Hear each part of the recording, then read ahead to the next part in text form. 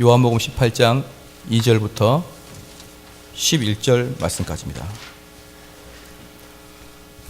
요한복음 18장 2절로 11절 말씀까지 봉독해 올리겠습니다. 거기는 예수께서 제자들과 가끔 모이시는 곳이므로 예수를 파는 유다도 그것을 알더라. 유다가 군대와 및 대제사장들과 바리새인들에게 얻은 하속들을 데리고 등과 회와 병기를 가지고 그리로 오는지라. 예수께서 그 당할 일을 다 아시고 나아가 가라사대 너희가 누구를 찾느냐? 대답하되 나사렛 예수라 하거늘 가라사대 내노라 레로라 하시니라. 그를 파는 유다도 저희와 함께 섰더라. 예수께서 저희에게 내로라 하실 때 저희가 물러가서 땅에 엎드러지는지라. 이에 다시 누구를 찾느냐 물으신대 저희가 말하되 나사렛 예수라 하거늘. 예수께 대답하시되 너희에게 내로라 하였으니 나를 찾거든 이 사람들의 가는 것을 용납하라 하시니 이는 아버지께서 내게 주시는 자 중에서 하나도 잃지 아니하셨삼나이다 하신 말씀을 응하게 하려 함이러라. 이에 시몬 베드로가 검을 가졌는데 이것을 빼어 대제사장의 종을 쳐서 오른편 귀를 베어버리니 그 종의 이름은 말고라. 예수께서 베드로더러 이르시되 검을 집에 고지라. 아버지께서 주신 잔을 내가 마시지 아니하겠느냐 하시니라. 아멘. 주제는 체포당하심이라는 주제로 하나님 말씀 전하겠습니다. 요한복음은 다른 네 복음서와 다릅니다. 무엇이 다르냐면은 다른 세 복음서는 예수님의 역사적인 사건을 주로 다루셨죠. 그래서 예수님의 역사적인 사건을 다루고 요한복음은 예수님의 영적인 부분을 다루는 게 요한복음입니다. 그래서 앞에 있는 세 복음을 공관복음이라 그러죠. 똑같은 관점으로 보는, 역사적 시각으로 보는. 그래서 요한복음이 없었다 그러면은 우리가 기독교가 완전히 망가지죠. 그래서 기독교가 요한복음을 통해서 우리가 확실하게 배운 것들 중에 뭐가 있냐 그러면 요한복음이 있음으로 말미암아 선명하게 보여주고자 하는 것. 요한이 선명하게 예수 그리스도를 어떻게 보여주고자 하느냐? 예수님은 하나님이다라는 걸 보여주는 것이에요. 그러니까 요한복음이 없으면 말이죠. 마태, 마가, 누가복음을 가지고 예수님은 하나님이다라고 연결을 시킬 수 없습니다. 연결을 시켜도 이렇게 어름푸르하게 연결을 시키지 태초에 말씀이 계시니라 이 말씀이 곧 하나님 말씀이라 이렇게 선명하게 하나님은 예수님이고 예수님은 말씀이다 이렇게 말하는 게 요한복음만 그렇습니다.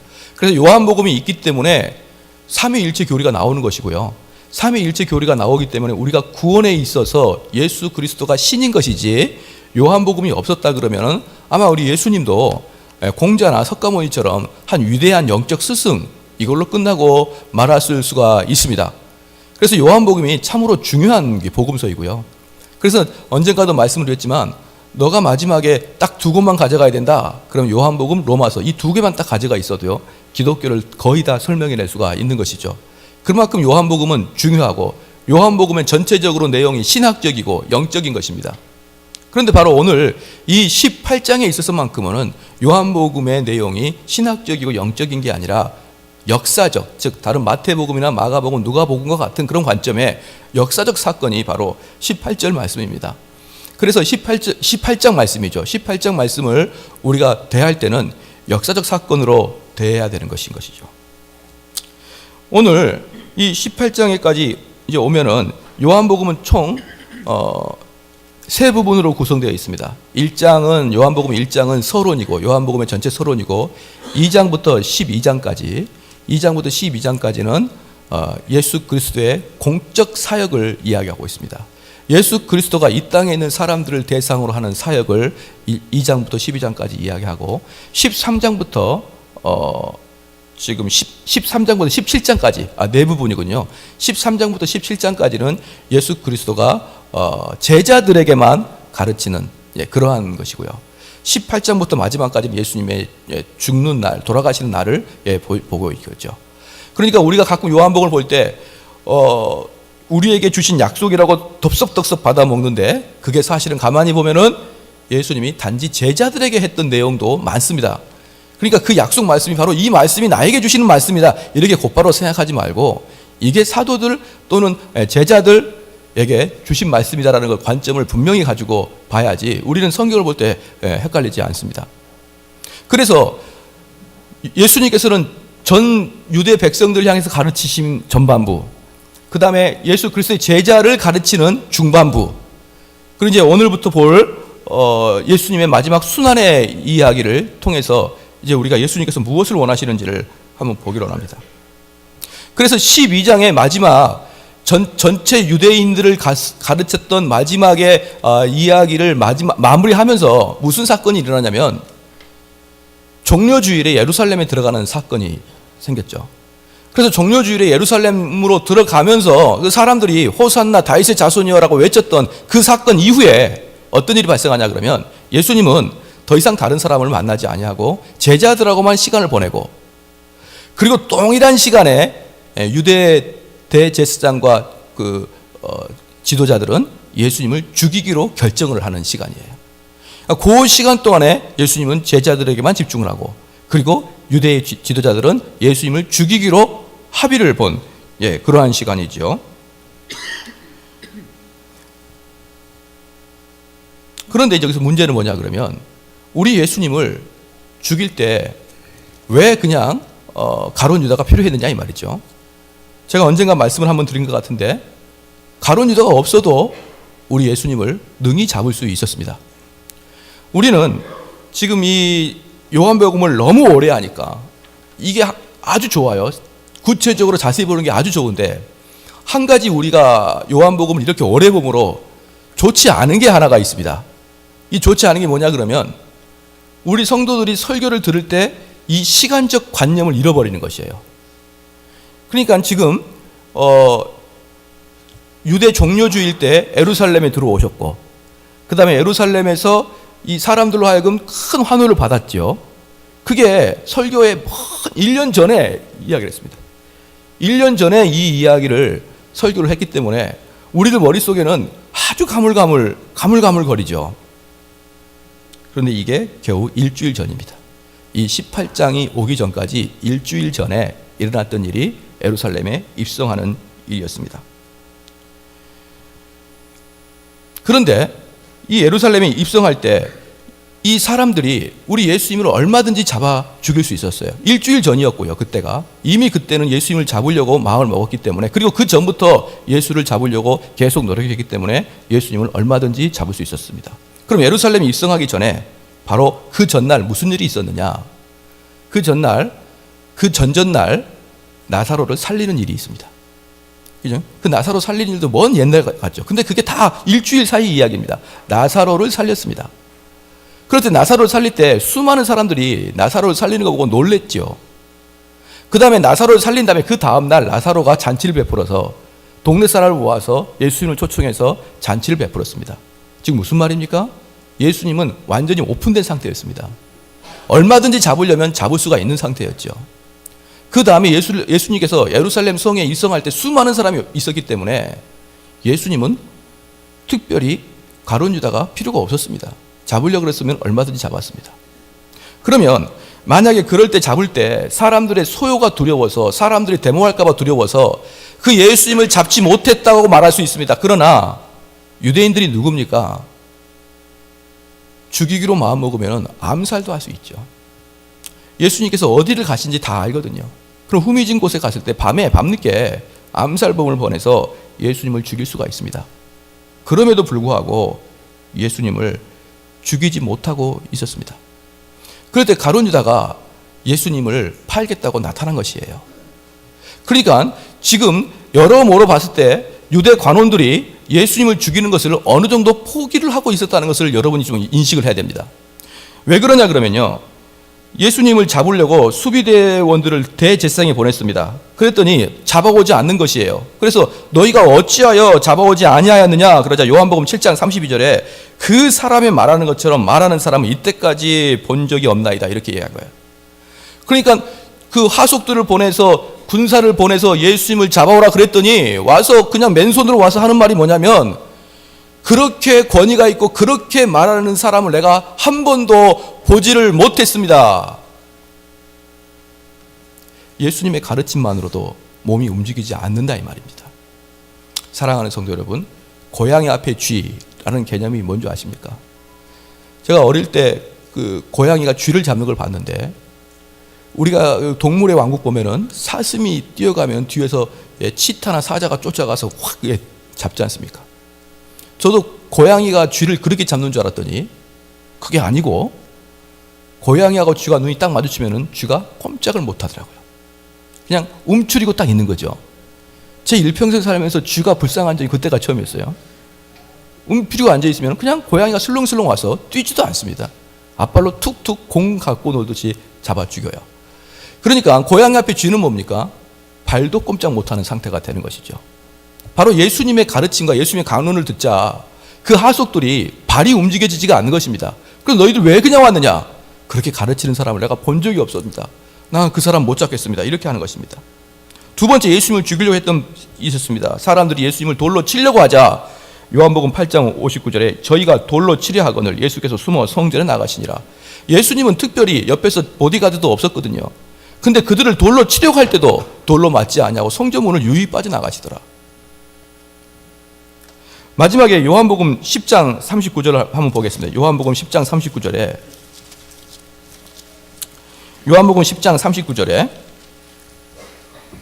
저희가 다시 예수를 잡고자 하였으나 그 손에서 벗어나 나가시니라. 그러니까 지금 정식으로 이 18장 앞에까지 요한복음에서만 3번을 예수님을 잡으려고 했지만 3번 다 번번이 실패했습니다. 그런데 이 번번이 실패한 게 무슨 철저히 방어를 해서 실패한 게 아니고 오픈된 상태에서 예수님이 걸어감에도 불구하고 사람들이 예수님 자체를 보고 두려워해서 예수님을 못 잡았다 이 말입니다. 그래서 이들이 예수님을 잡으려고 해서 예수님을 죽이고자 하였으나 여러 가지가 두려워서 예수님을 못 잡았는데 그 중에 가장 유력한 두려움은 말입니다. 예수님 그 자체, 예수님의 그 신성의 모습에 사람들이 옴짝달싹 못하고 있다 이 말입니다. 그래서 사실은 유대 지도자들이 예수님을 잡아 죽이려고 하기는 했지만 어느 정도 포기를 하고 있을 때였습니다. 그 이유가 오늘 명백하게 여기에 드러납니다. 한번 보겠습니다. 이때가 언제냐 그러면 지금 18장이 언제냐면 내일이면 오늘 밤에 잡히는 날이고 내일이면 이제 빌라도한테 끌려가고 그 다음에 사형 선고를 받는 바로 전전날입니다. 그리고 그 다음 날은 뭐가 있냐면 6월절이 있죠. 6월절이 시작됩니다. 그러면 6월절이 시작돼 버리면은 어떤 법의 집행을 못하게 되어 있는 게 유대 법인 것이죠. 사형은 말할 것도 없고 다른 법도 집행을 하지 않는 게 6월절 기간입니다. 그런데 이게 무슨 일인지 밤늦게 가룟유다가 찾아온 겁니다. 밤늦게 가룟유다가 찾아왔는데 우리가 지금 또다시 역사적으로 다시 들어가겠습니다. 우리가 자꾸 헷갈리니까 다시 들어갑니다. 제가 한 8, 9개월 전에 설교했던 내용이 뭐냐면 세족식의 설교를 했습니다. 기억이 나신지 모르겠습니다. 세족식의 설교를 했죠. 그리고 거기에서 가룟유다가 분이 여겨서 나가는 걸 보았습니다. 근데 8, 9개월 전에 저희가 그 설교를 했는데 그게 오늘 18장에 바로 1시간 전 사건이에요. 우리가 자꾸 이게 설교를 오래 하면은 먼 이야기 같은데 이 사건을 잘 기억하십시오. 세족식이 있었습니다. 제자들을 초청해서 최후의 만찬을 했어요. 그리고 세족식을 합니다. 바로 거기에서 떡을 뗄 때 가룟유다가 밖으로 뛰쳐나갔죠. 그럴 때 밖으로 뛰쳐나가자 그 다음에 무슨 일이 있었냐면 예수님께서는 그들을 모아다가 대제사장의 기도를 가리켰습니다. 대제사장의 기도를 가리킨 다음에 그 다음에 예수님께서 했던 일이 뭐냐면 겟세마네 동산에서 기도하였습니다. 그리고 했던 게 뭐냐 그러면 지금 예수님은 유대 하속들을 기다리고 있는 거예요. 그러니까 이 지금 세족식부터 시작해서 최후의 만찬부터 시작해서 지금 예수님이 잡히신 이 순간까지는 아무리 길어도 5시간 이야기입니다. 5시간의 이야기를 우리는 몇 개월 동안 이야기하니까 가물가물하는데 역사적 사건을 분명하게 인식을 해야 됩니다. 그러면은 한번 보겠습니다. 지금 이들은 6월절 사건 때문에 모여 있는 상태고 6월절 때문에 제자들이 모여서 예수님과 같이 만찬을 하고 있는 것입니다. 그런데 그 최후의 만찬 때 그게 저녁 식사였죠. 저녁 식사였습니다. 그럼 그때 몇 시에나 먹었을까요? 한 7시에나 식사를 했다고 칩시다. 7시에 식사를 했는데 식사 도중에 가룟유다가 밖으로 나갔죠. 그러면 그때가 밖으로 나가니까 뭐더라? 시작? 밤이더라. 가룟유다는 밤에 밖으로 나갑니다. 그러니까 식사를 했으니까 최소한 1시간은 먹었겠지 않습니까? 그러면은 7시에 시작했으면은 그때가 8시 정도 됐었겠죠. 8시나 아니면 6시 시작했으면 7시 정도 됐겠습니다. 그 7시 정도에 넉넉 잡아서 7시 정도에 가룟 유다가 밖으로 나간 것이죠. 그 다음에 가룟 유다가 없는 상태에서 지금 예수님께서 무엇을 하냐 그러면 예수님의 대제사장 요한복음 17장을 예수님께서 강해를 하십니다. 그럴 때 요한복음에서 17장 예수님이 강해하실 때 10분, 20분 강해했겠느냐 이 말입니다. 보편적으로 설교를 하게 되면 1시간 정도 했지 않겠냐 이 말이죠. 그러니까 뭡니까? 최후의 만찬 1시간. 그 다음에 예수님의 대제사장적인 기도 1시간. 그 다음에 무슨 일이 있었냐면 예수님이 겟세마네 동산에서 기도를 했는데 예수님께서 3번 나와봅니다. 너희들이 왜 자꾸 자고 있느냐라고 할 때 예수님께서 한 번 기도할 때 한 몇 분 정도 했을까요? 우리 성도들은 통성기도 합시다. 그러면 할아버지부터 손자까지 해도 5분이면 끝나죠. 예수님이 그렇게 기도를 짧게 했을 리가 없죠. 그래서 1시간 정도 우리가 잡을 수 있지 않겠습니까? 예수님께서 기도할 때 1시간가량 정도는 하지 않았겠습니까? 그걸 3번 합니다. 3시간 정도. 마태복음 26장 한번 보십시다. 마태복음 26장. 마태복음 26장.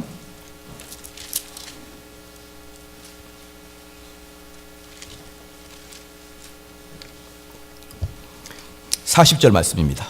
마태복음 26장 40절 말씀 다 같이 한번 읽겠습니다. 시작. 제자들에게 오사 그 자는 것을 보시며 베드로에게 말씀하시되 너희가 나와 함께 1시 동안도 이렇게 깨어 있을 수 없더냐.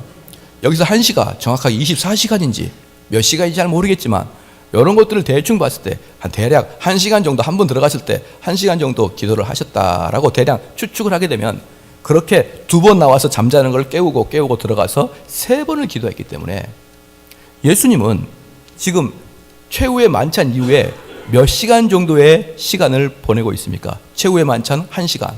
그 다음에 가룟 유다 나간 다음에 요한복음 17장 대제사장 기도 강화 1시간.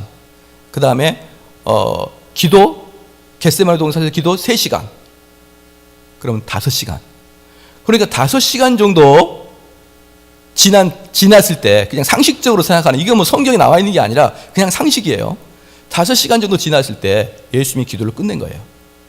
그리고 모든 걸 마무리하고 내가 잔을 받겠나이다 이렇게 말하고 이제 유대 권속들이 오기를 기다리고 있었던 것이죠. 그러니까 5시간 정도 된 것입니다. 그러면 봅시다. 예수님께서 잡힌 시간이 그럼 대략 몇 시일까요? 시작. 우리는 산수도 안 하죠. 이거 뭐 고단위도 아닌데 이거 모른 척합니다. 최소한 11시 내지는 12시죠. 11시 아니면 12시 정도 사이에 밤 11시랑 12시 사이에 예수님이 잡혔단 말입니다. 그러면 거기서 잡혀서 거기서 때리는 게 아니라 또 어디로 가됩니까? 대제사장 집 가야바 집으로 데리고 가죠. 그래서 그것도 대충 잡아 1시간. 그러면 가야바 집 앞에서 재판받는 게 몇 시간입니까? 밤 12시랑 새벽 1시예요. 여러분 이게 합리적입니까? 한번 생각해 보세요. 공무원들 잠 안 자나요? 잠자야 되죠. 그런데 이걸 봤을 때, 그리고 왜 그들이 이렇게 예수님을 신속하게 좀 잠 좀 자고 내일 아침에 하자 이렇게 하면 되는데 신속하게 예수님을 재판에 넘겨버립니다. 그리고 거기에서 신문을 합니다. 너가 하나님의 아들이냐 이렇게 신문했을 때 우리 주님께서 내가 하나님의 아들이라고 이야기하면서 거기서 참남하도다 그러면서 신성모독죄로 그 유대인들은 그를 사형을 시키기를 원하는 것이죠. 그리고 어떤 일이 발생하냐면 그 밤에 12시 새벽 1시에 예수님을 사형을 시키고 싶어서 안달난 그 사람들이 그 다음날 새벽 일찍 어디로 갑니까? 빌라도한테 가는 거예요. 새벽 일찍 빌라도한테 가서 그 빌라도 거기서 사형 언도를 받기를 합니다. 그러니까 지금 뭐예요? 예수님 잡고 밤 12시에 자기들이 신문해서 그 다음날 새벽에 어떻게 합니까? 사형시키고 그리고 그날 십자가에 못 박아버려요. 조금 우리는 이것을 깊이 생각해 볼 게 있습니다. 여기서 볼 건 뭐냐 그러면 첫 번째, 지금 스토리를 쭉 보면은 첫 번째 유대인들이 예수님을 계획적으로 잡지 않았다는 게 있어요. 왜 유대인들이 이렇게 급박하게 예수님을 죽였느냐? 왜? 며칠만 지나면 유월절 시작하거든요.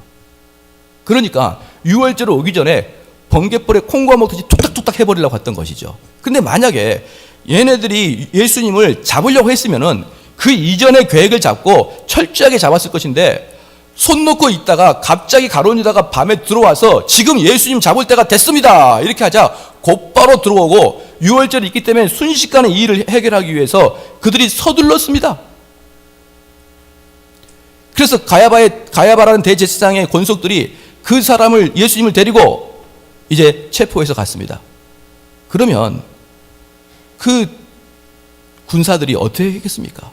아마 요즘 같으면 TV에 나와가지고 몇 년 몇 월 사이비 종교 지도자 젊은이 예수라는 사람을 몇 년 몇 월 며칠 잡았습니다. 이렇게 아마 대서특필되지 않았겠습니까? 그 잡은 그 서장과 그 경찰들은 군사들은 얼마나 승리했다고 생각할 수 있겠습니까? 그런데 그들의 시각으로는 자기들이 예수님을 잡았다고 생각하는데 요한의 시각은 예수님이 그들을 불렀다고 보는 거예요. 그게 지금 요한복음 18장에서 하는 이야기입니다. 그들은 예수님을 자기가 잡아서 승리했다고 생각하는데 요한과 성령의 눈은 예수님이 그들을 맞이할 준비를 하고 있었다 이겁니다. 맞이할 준비를. 그래서요, 예수님께서 가룟 유다가 회개하기를 몇 번 촉구한 다음에 가룟 유다를 억지로 그럼 너가 할 일을 빨리 해라, 신속히 하라 보냈지요. 보냈고 밤에 가룟 유다가 거기 가서 그 권속들을 데리고 올 때까지 예수님 무엇을 했습니까? 거기서 시간을 계속 보냅니다.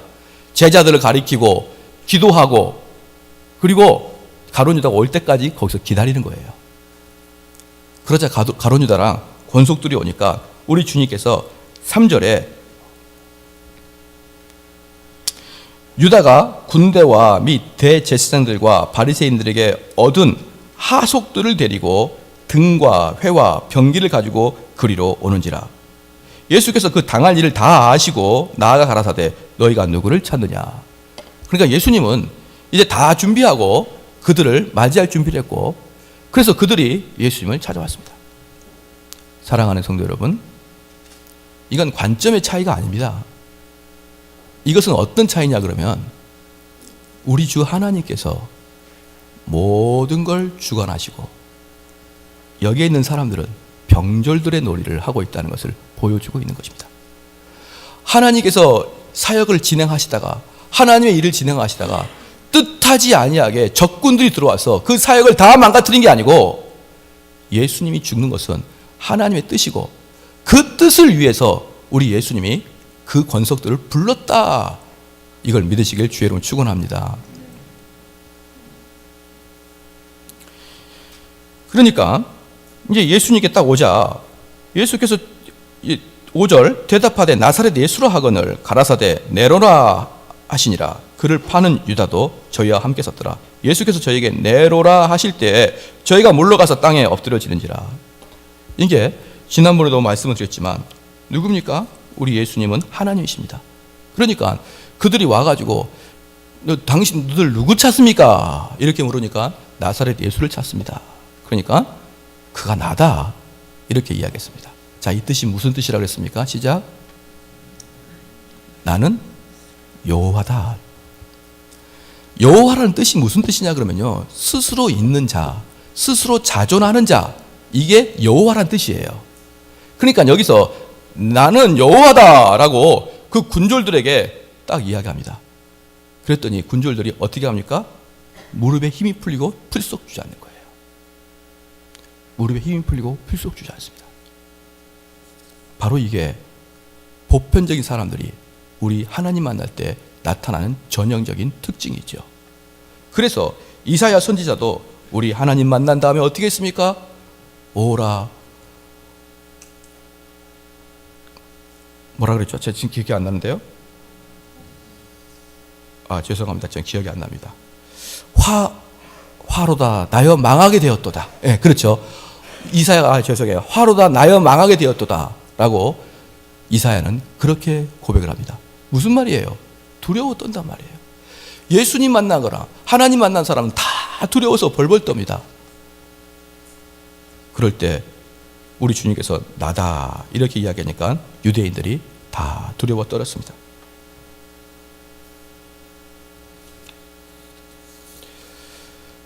우리가 지금 이 시간에 하나님을 우리가 섬기지 못하고 예수 그리스도를 나의 구주로 영접하지 못하는 자들은 마지막 날에 화로다 나여 망하게 되었도다 라는 통곡이 입에서 흘러나오게 되어 있습니다.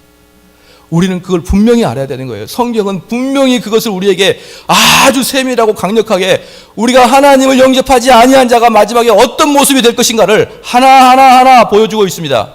그럴 때 사람들이 두려워 떨고 바위 밑에 숨고 굴 속에 숨어서 이 바위야 나를 지켜다오, 이 굴아 나를 지켜다오, 내가 너무너무 두렵도다 라고 할 것을 요한계시록 6장에 그렇게 말하고 있습니다. 요한계시록 6장 15절 17절 보니까요, 땅의 임금들과 왕족들과 장군들과 부자들과 강한 자들과 각 종과 자주자가 굴과 산 바위 틈에 숨어 산과 바위에게 이르되 우리 위에 떨어져 보좌에 앉으신 이의 낫에서와 어린 양의 진노에서 우리를 가리우리라. 그들의 진노에 큰 날이 이르렀으니 누가 능히 서리요 하더라.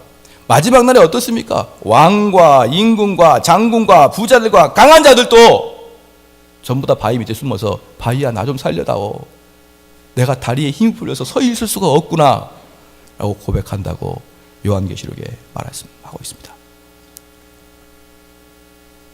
그리고 그 주님께서 8절 말씀에 놀라운 말씀이 있습니다. 예수께서 대답하시되 너희에게 네로라 하였으니 나를 찾거든 이 사람들을 가는 것을 용납하라 하시니라. 지금 여기서 보면은 예수님께서 나다 이렇게 얘기하면서 나머지 제자들을 가게 하라 이렇게 할 때 사람들이 네 알겠습니다, 예 그렇게 할 거라고 생각하는데, 사실은 그 권속들이 예수님뿐만 아니라 제자들도 잡으러 왔습니다. 같이 잡으러 왔어요. 마가복음 한번 펴보겠습니다. 마가복음 14장.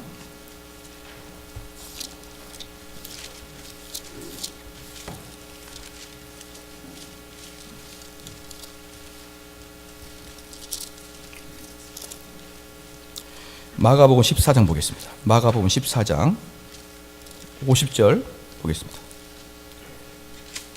50절 제자들이 다 예수를 버리고 도망하니라. 근데 51절에 한 청년이 벗은 몸에 배 홑 이불을 두르고 예수를 따라오다가 물에게 잡힘에 배 홑 이불을 버리고 벗은 몸으로 도망하니라. 한마디로 깨벗고 도망갔다는 것이죠. 잡히기 때문에. 그러니까 그때 당시에 예수님을 잡을 뿐만 아니라 그 옆에 있는 제자들까지 다 잡으려고 그들이 쳐들어왔습니다. 그럴 때 예수님께서 어떻게 하셨느냐? 걔네들 보내라. 그러니까 거기에 네 하고 순종하는 거예요. 얼마나 이상한 일입니까? 이게 바로 지금 이 상태에서 무엇이 지금 발동되고 있습니까? 그들이 예수 그리스도를 보고 거부할 수 없는 신적 의식을 느끼고 있다 이 말입니다. 그러니까 그들이 예수님 명령에 그냥 순종합니다. 그래서 9절 말씀에 요한복음 18장 9절 말씀에 이는 아버지께서 내게 주신 자 중 하나도 잃지 아니하셨삼나이다 하신 말씀을 응하게 하려 함이라. 즉 한 명도 탈락시키지 않는 것에 대한 응하게 하게 함을 보여주는 것입니다. 사랑하는 성도 여러분, 모든 주권은 우리 예수 그리스도가 가지고 계신 것을 믿으시기를 주의로 축원합니다. 사람들이 그렇습니다. 많은 사람들이요 어리석기 그지없습니다. 어떤 아주머니가 책을 한 권 썼습니다. 책을 한 권 썼는데 그 아들이 3명인데요 3명 다 아주 훌륭한, 아니 2명이군요 2명인데 아주 훌륭한 아들로 키웠습니다. 한 명은 하버드 법대를 졸업시키고 백악관에 법무부 무슨 공무원으로 들어가 있고 아마 여러분 아실 분도 계실 거예요. 한 명은 또 무슨 어디 의학대학을 나와서 의사로 있는 미국에서 아주 자녀를 잘 키운 그 어머니가 책을 썼습니다. 그럴 때 그 어머니는 이 아이를 어떻게 키웠다고 쭉 나열이 되어 있죠. 이 자녀를 자기는 어떻게 키워서 이렇게 훌륭하게 키웠다고 쭉 나열이 되어 있죠. 그래서 그 책이 상당히 많이 읽혔습니다. 사랑하는 성도 여러분, 그거 다 뻥입니다. 세속적인 용어를 사용해서 죄송하지만 그가 어머니가 잘 키워서가 아니라 하나님이 그 아들에게 좋은 뇌를 줬기 때문에 그렇게 된다는 것을 믿으셔야 되는 거예요. 누가 이렇게 크게 아멘 시킵니까? 백날 머리 밀어난 애한테 백날 잘 양육해 보세요. 그 양육한 애가 나중에 뭐라고 한지 아십니까? 엄마 아빠 때문에 스트레스 받아가지고 공부가 못했어, 이렇게 얘기할 거예요. 나에게 자유도 주지 않고 친구하고 놀 때도 엄마가 나를 맨날 따라다니면서 나를 시켰어, 나 그것 때문에 공부 못해, 이렇게 뺀질뺀질하게 이야기할 거란 말이에요. 똑같이 양육할지라도 될 놈은 되고 안 될 놈은 안 됩니다. 즉 무슨 말입니까? 그의 인생은 하나님의 은혜로 되는 거예요. 하나님이 그에게 은혜를 주셨고 달란트를 주셨고 은사를 주셨기 때문에 그 어머니가 푸시하는 대로 밀려갔죠. 만약에 그 아이가 고집불통이고 공부 못하고 게으르고 나태한다고 푸시하면 그 부모를 덤벼들 것입니다. 그래서 자기 자녀 잘 키웠다고 나 어떻게 키웠는지 이야기하지 마십시오. 그 이야기하기 전에 어떤 것을 이야기해야 됩니까? 이 좋은 애를 하나님이 주신 걸 감사합니다. 우리는 노력한 게 없습니다. 하나님께서 이 아이를 키우셨습니다. 물론 그렇다고 아이를 방치하라는 말이 아닙니다. 아이를 내버려 두는 말이 아니에요. 무슨 말입니까? 여러분 부모님들이 잘못 키워서 내가 이 모양 됐다 이런 얘기 하지 말라는 말이에요. 여러분 뇌가 그 모양이니까. 할렐루야. 뇌가 그 모양인데 어떻게 이 뇌를 어떻게 할 겁니까? 미련 벗군데. 그럼 저는 그런 얘들 보면 이해가 안 갑니다. 그 너 머리를 찍어서 그걸 한탄해야지 왜 넘을 탓하느냐. 사랑하는 성도 여러분, 누가 돈 벌게 해줬습니까? 목사님, 저는 아침부터 저녁까지 제가 열심히 했는데요, 돈 벌 수 있는 능력 누가 줬으며, 직장까지 갈 수 있는 근육 누가 줬으며, 건강 누가 줬습니까? 기술 누가 줬습니까? 다 하나님이 주신 것으로 내가 노력해서 벌어들인 거 아닙니까? 농사 질 때 누가 풍년을 해주십니까? 자기가 아침부터 저녁까지 보살폈기 때문에 천만의 말씀이에요. 땅이 주고 하늘이 준 것입니다. 어떻게 내가 앉아서 쌀 한 토리를 과학적으로 만들어낼 수 있습니까? 이건 전부 다 하나님이 주신 거예요. 그렇기 때문에 그 소출을 거둘 때, 내 자녀가 잘 될 때, 이건 다 하나님이 주신 은사인 것이지, 내가 잘났고 내가 계획을 잘 잡았고 내가 자녀를 잘 양육했기 때문에 그렇게 될 거라고 생각하지 마십시오. 한때는 많은 사람들이 퍼즐 맞히면은 얘들 머리가 좋아진다 그래서 제가 1000피스짜리 퍼즐을 우리 아들한테 갖다 줬습니다. 그랬더니 그걸로 딱지치게 하고 있더라고요. 아무 관심이 없어요. 아무 관심이 없습니다. 되는 놈만 되는 거고 안 되는 사람은 백날 해도 안 되는 것입니다. 그래서 하나님이 나에게 은혜를 주셨고 하나님 나에게 건강을 주신 것을 감사하기를 주의로 축원합니다. 내가 이만큼도 되는 것도 하나님이 허락했기 때문에 되는 것이에요. 지금 오늘 이 복음 말씀에서 말씀한 게 뭡니까? 유대 권석들이 예수님을 잡은 게 아니고 예수님이 나를 잡아와라. 이것은 내가 계획한 것이다. 우리 인생사도 마찬가지입니다.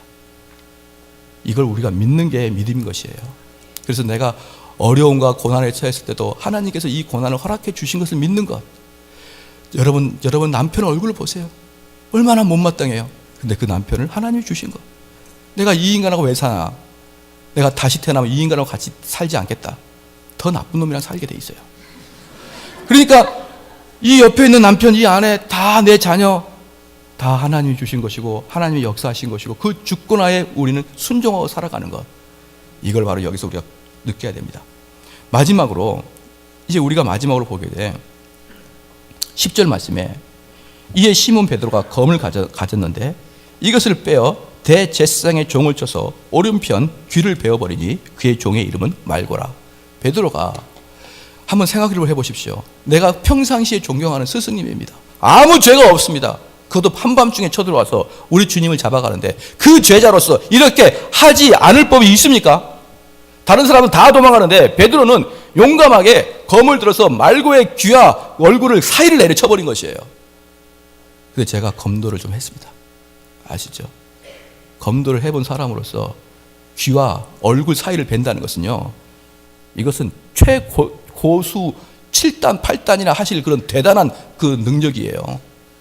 그 귀와 얼굴 사이를 가르치는 거. 이건 대단한 겁니다. 설교 시간에 이런 좀 잔인한 말씀을 해서 죄송한데 말이죠. 일본에 보면은 이런 게 있습니다. 그 어떤 사람이 활복을 하죠. 활복을 하게 되면은 뒤에서 검사가 목을 쳐줍니다. 왜 쳐주냐 그러면 활복을 딱 하는데 아이고 이렇게 하면 그 사무라이의 정신에 너무 부끄럽잖아요. 그러니까 그 말을 못하게 활복하는 순간 칼로 목을 쳐줍니다. 그런데 요때 칼로 목을 칠 때 그 사람이 고수가 아니면 어떻게 됩니까? 이 목이 그냥 댕구렁 나가버리는 거예요. 그러면 너무 추접스럽지 않습니까? 그래서 이 목이 겸손하게 탁 꺾일 정도로만 딱 쳐줍니다. 그런데 일본 역사에 보면은 만약에 그 검사가 그거를 칼을 딱 쳤는데 이게 댕구로 떨어지거나 뭐 이상하게 됐다. 그럼 그 자리에 자기가 앉아야 돼요. 그 자리에. 그러니까 이게 뒤에서 쳐줄 때 얼마나 사람이 긴장하겠습니까? 일본 역사, 사무라이 역사 보니까 최대 37명이 앉았어요. 또. 그래서요, 그 검사들이 그렇게 예민하게 난리를 치는 것은요, 엄청난 실력이 필요한데 베드로가 그렇게 했단 말이에요. 베드로. 믿어지십니까, 이게? 베드로는요, 그 사람의 귀를 친 게 아니라 머리를 친 거예요, 머리를. 그 사람이 피해서 윗귀가 잘라나간 거예요. 베드로는 그를 죽이려고 했던 거죠. 그가 고수여서 거기를 약 잘라는 게 아니라 그냥 휘둘렀는데 피한 겁니다. 사랑하는 성도 여러분, 베드로 정도 의협심이 있어야 되지 않겠습니까? 자기 스승이 쫓아가는데 그 정도 해야 되지 않습니까? 다 도망가는데 베드로 혼자 나와서 이압 하면서 잘랐는데 성경의 역사상 최고의 고수의 역할을 해버리잖아요. 그리고 우리 주님이 다른 거 보니까 귀를 만져다 씻어가지고 다시 붙여줍니다. 그런데 여기서 중요한 게 있습니다. 바로 11절 말씀 읽겠습니다. 시작. 예수께서 베드로더러 이르시되 거물집에 꽂으라. 아버지께서 주신 잔을 내가 마시지 아니하겠느냐 하시니라. 예수님께서 베드로에게 이렇게 말하는 겁니다. 아이고야, 언제나 철들래, 언제나 철들래. 지금 이 일이 하나님의 역사를 나를 통해서 이루어지고 있는 걸 너가 모르고 있느냐 아직도. 내가 그 잔을 받아들인다고 하지 않았더냐? 너가 하는 것은 나를 지금 위해서 하는 게 아니고 전 인류 역사의 구원의 역사를 네가 지금 맡고 있는 걸 모르겠느냐? 언제까지 너가 이렇게 할 것이냐? 베드로가 이전에도 무엇이 있었습니까? 내가 죽어야 하겠다 그러자 우리 예수님 붙들고 가나요? 뭐라고 합니까? 주여 그리하지 마옵소서, 죽지 마옵소서, 사단아 내 뒤로 물러가라. 그때가 언제입니까? 얼마 전이었지요. 그런데 또 다시 와가지고 예수님이 그 역사적 구원의 역사적 사건을 이루려고 하는데 또 와가지고 예수님 방해하는 거예요. 그러니까 여기서 우리가 분명히 알 게 뭐냐면 하나님의 일을 할 때 열정 가지고 하면 안 된다 이 말입니다. 열정 가지고 일하면 막 쥐를 잘라내는 것이에요. 무엇으로 일해야 됩니까? 하나님의 뜻을 명확하게 분별한 사람이 일을 해야 되는 것입니다. 하나님의 뜻이 무엇인지를 알고 하나님의 역사의 흐름을 알고 있는 자들이 열정을 가지고 일을 하는 것이지요. 그런데 하나님의 뜻을 모르는 사람들이 열정을 가지면은 여기저기 귀 자르고 다니면서 실질적으로 자기는 정의롭다고 일을 하는데 그 일을 통해서 하나님의 구원의 도가 막혀버릴 수도 있다 이 말입니다. 사랑하는 성도 여러분, 우리는 그리스도인으로서 잘 생각해야 됩니다. 무엇을 생각할까요? 하나님의 뜻이 무엇인지. 우리가 11시 예배 드릴 때마다 하나님의 뜻을 구하지 아니한 것을 회개하는 시간을 갖는데 그것을 그냥 상식적으로 습관적으로 하지 마시고 정말 여러분이 일주일 동안 하나님의 뜻을 몇 번이나 상고했는지를 생각해 보시라 이 말입니다. 그러면 말이죠, 거의 대부분의 사람들은 아차 아무것도 생각하지 못하고 내가 여기 와 있구나를 느끼게 될 것이에요. 그럴 때마다 우리가 살아가면서 하는 행동, 내가 정의롭다고 했던 행동, 내가 이것은 확실히 옳다고 하는 행동, 그것이 하나님의 뜻을 그르칠 수 있다는 것을 여러분 아셔야 되는 것입니다. 그래야 베드로와 같은 자가 되지 않는 것이에요. 베드로는 지혜가 없습니다. 베드로는 지식이 없어요. 베드로에게는 한 가지 열정과 의협심이 있을 뿐입니다. 그런데 그 베드로가 성령을 받자 도대체 너의 지혜가 어디서 나왔냐고 사람들이 놀랍니다. 이게 무슨 말입니까? 성령이 지혜를 줘서 그랬는지, 성경을 열심히 공부해서 그랬는지, 예수 그리스도의 말씀이 드디어 깨우쳐져서 그러는지 베드로는 지식적으로 상당히 높이 올라갔다는 것을 알 수가 있어요. 그래야 초대교회 지도자가 되는 것입니다. 초대교회 지도자들은 말이죠, 또 교회 지도자들은 우리 또 리더들은 덮어놓고 믿습니다 이게 아니고 성경을 차근차근 해석해내고 성경에서 하나님이 원하신 방법을 발견해낼 수 있는 이런 사람들, 그런 사람들이 교회를 이끌어 가야 되는 것이죠. 우리가 가장 어려운 문제 중에 하나가 뭡니까? 그냥 말씀은 잘 모르지만 열심히 기도하는 사람이 진짜 믿음이 좋다고 생각하는 그런 착각에 빠져 있죠. 그런데 그런 사람들 중에 교회를 회방하는 사람들이 많습니다. 오히려 하나님 말씀을 차곡차곡 공부해 나가면서 그 말씀에 따라 자기의 의지를 꺾어 나가는 것. 그래서 제가 지난번에 예수님께서 겟세마네 기도 설교할 때 뭐라고 했습니까? 기도는 내 뜻이 관철될 때까지 기도하는 게 아니고 하나님의 뜻이 나를 설득할 때까지 기도하는 거예요. 하나님의 뜻이 나를 설득하는 그 순간에 기도가 끝나는 겁니다. 그런데 많은 경우에 받을 때까지 기도하라 이렇게 얘기하죠. 그건 믿음이 아니에요. 그건 어거지입니다. 때를 쓰는 겁니다. 진정한 믿음은 내가 하나님 말씀대로 살아도 능히 살 수 있다는 그 믿음을 갖는 것입니다.